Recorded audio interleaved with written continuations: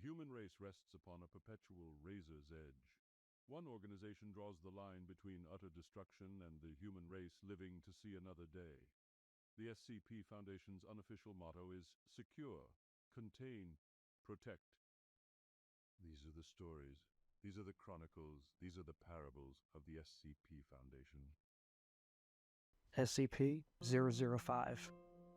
Object Class: Safe. Special Containment Procedures. SCP-005 poses no immediate risk in any direct sense, even though its unique functions require special measures to be taken to restrict access and manipulation of the object. Approval of at least one Level 4 personnel is required for the removal of the object from its containment area. Description: in appearance, SCP-005 resembles an ornate key displaying the characteristics of a typical mass-produced key used in the 1920s. The key was discovered when a civilian used it to infiltrate a high-security facility. SCP-005 seems to have the unique ability to open any and all forms of lock, be they mechanical or digital, with relative ease. The origin of this ability has yet to be determined.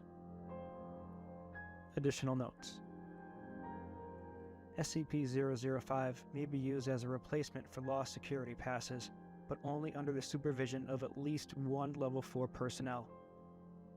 SCP-005 may not be used for vending machine repairs, opening lockers, or for any personnel's spare home key.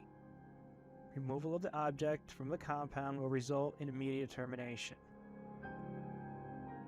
While SCP-005 has been shown to be effective in removing almost any form of locking device, further experiments have shown that efforts to disguise the purpose or identity of a lock have proven at least somewhat successful in defeating SCP-005's ability.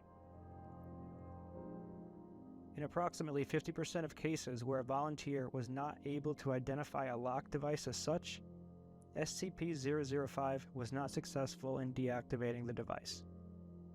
Due to these results, SCP-005 has been tentatively classified as sentient, and further tests are being run to determine its cognitive abilities.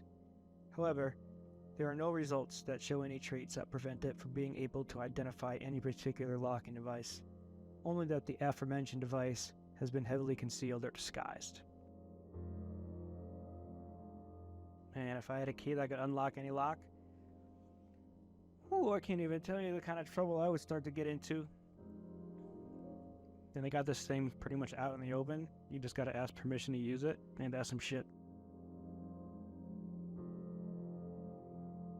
Item number: SCP-006.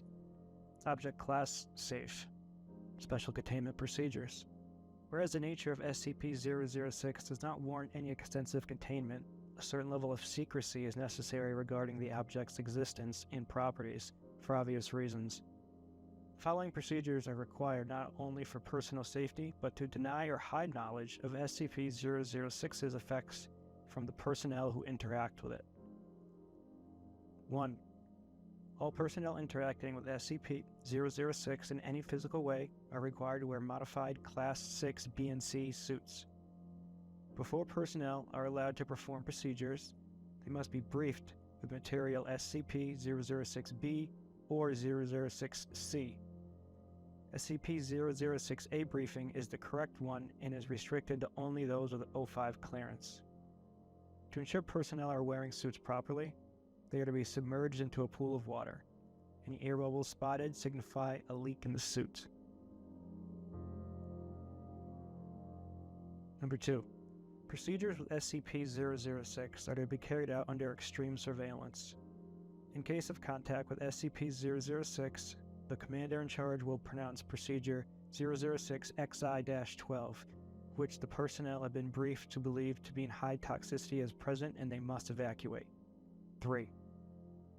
Any procedure in which liquid is acquired from SCP-006 must be approved by 3 O5 level personnel. The liquid is to be transferred in a quad sealant container and under armed guard. 4.